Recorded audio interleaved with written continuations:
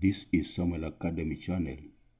In this video, I will identify senior schools in Butere Constituency in Kakamega County and show where they are found.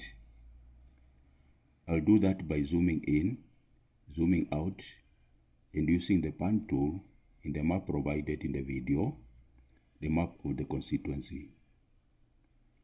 This exercise will help students, parents, and teachers who may be looking for a school for enrollment or some other reason, such as teaching practice, to be able to find the school with ease. At the end of the video, I will explain how a success thermometer works. Let us begin. So let's say I zoom in that map around this area. When I zoom in, kind of magnifying that map, I'm increasing the scale of the map. And when I do that, I'm able to see more detail. All right? So around this area, we have the following two schools: Butere Girls High School and Butere Boys High School.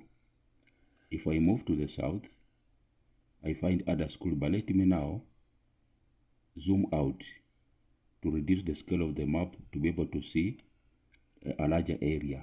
All right? So here we have Mahondo Secondary School, Manyala Secondary School, St. Stephen's Shiasala Secondary School.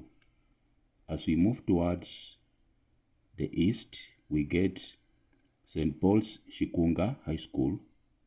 This is Shiraha Secondary School, Bumamu Secondary School, Inaya Secondary School.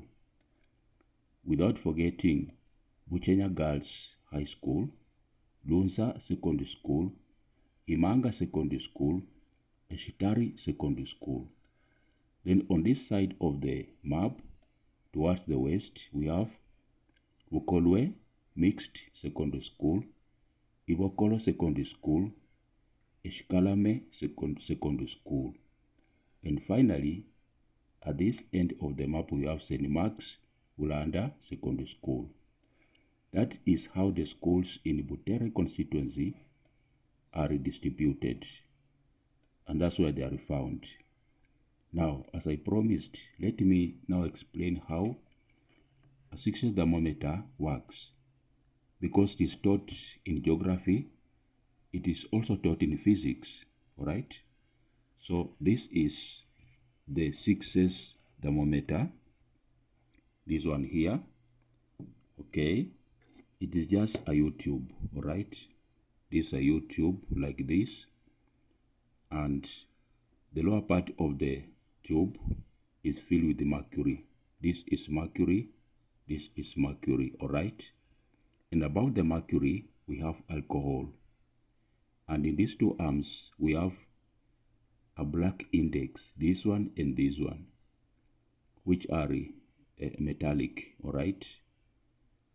Made of steel, yeah, because we shall need to move them using a magnet. Now, if we go towards the top of the thermometer, the end is made of two bulbs. This is a bulb, this is another bulb, all right? The two bulbs are sealed, and this one here is completely filled with alcohol, but this one here is partially filled with alcohol. There's a space, there's some vacuum here.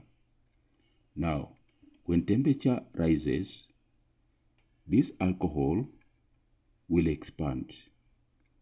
And remember, this end is sealed and there's no space.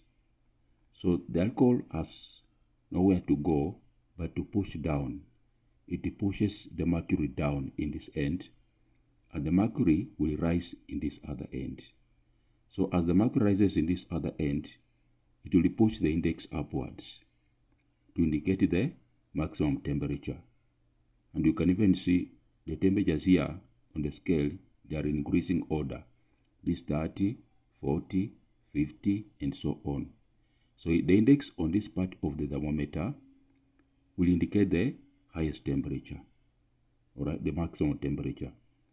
But when temperature drops, you find that the alcohol will contract.